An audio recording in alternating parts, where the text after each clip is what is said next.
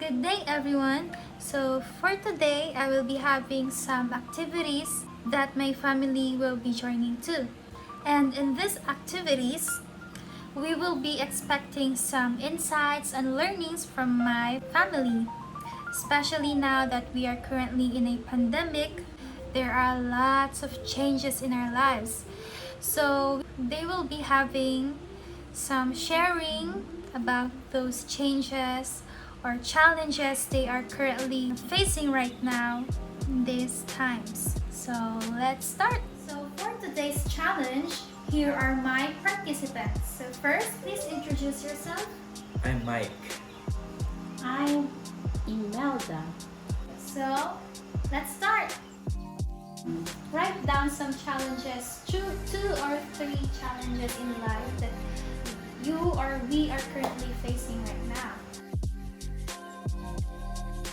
So, my first question is how these changes or challenges are altering us as a group and as individuals. Marie, I had written here too. First is the financial stability, and the second thing that I wrote here is that we are like living in a vacuum and can go out to places where we are used to be. And for the first one, I learned to budget more my money Yes? and buy only the things that are important and needed.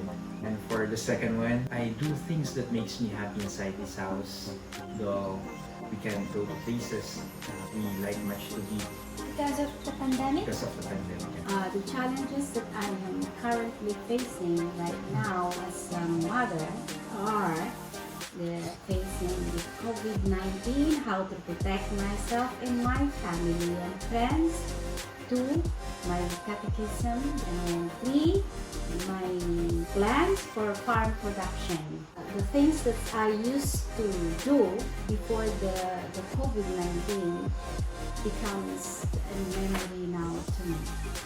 And I am so saddened with these events that are unfortunately not us, not only my family, not only me, but everyone globally. And as a mother, strong mother who has 2 beautiful children, I should face it with strong confidence and faith in God by making careful plans, strategy, how to cope with these challenges that is altering my life now. I take precautions every day of my life.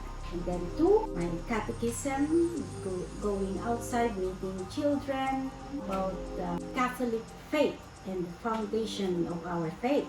And 3, the food productions has significantly becomes diminished. I need to be part of the solution of our global problem. So, what must we do to face these challenges or changes in our lives?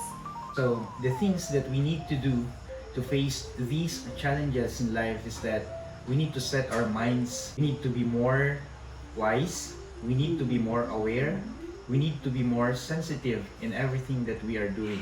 Having all those done, there is a great chance of winning this battle and overcoming everything that we are facing right now. So, what symbol or object could we use to represent the change we are going through and the commitments we strive for in this session? For me, this crayon, this object will change everything that is dull into something that is bright. And also, these crayons will surely give colors to everything that is around us. So, for our next game, I will be distributing these papers to you. And the goal for this game is to demonstrate that we often limit our perspective and choices. I want you to connect those dots without lifting your pens or without going through twice through the lines. To connect those dots without lifting your pen.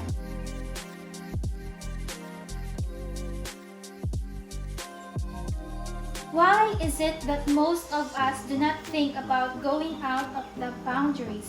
Majority or most of us don't like to go out of the set boundaries because of the comfort zone that we currently have, and we are afraid to fail. That feeling of being afraid to fail won't give you the best. So we had to draw outside of the lines. This is what is required of us when we interact with others, as everybody thinks differently. Why is it so hard to understand others' point of views? Because we are very we are very much self-centered, selfish. Most people see themselves as someone better than others. Because as I see now, it's hard to accept others' point of view because they have become selfish, freedom lovers people. So I need to stick on my own principle. So, for our last game, this is to discover that first impressions of people are not always true. I will be letting you see this Herman grid to share your impressions. You see these gray dots at the white intersections.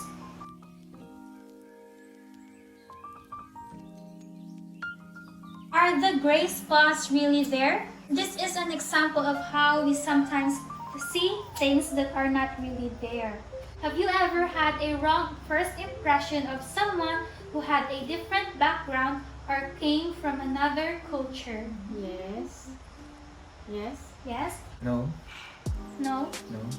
Because I see them as someone the same as me. It's not right to run people the first time you see them. It's not enough that you judge them immediately by what you had seen or just by merely knowing the culture or the background or the race of that person. It's not nice. It's not being professional. Has someone from a different background or another culture ever had the wrong first impression of you? No one. Don't think so. So thank you so much for this experience of having you both in this activity. Thank you for all those insights and explanation you have imparted us. So thank you. Thank you very much. Thank Bye. you too. Ciao.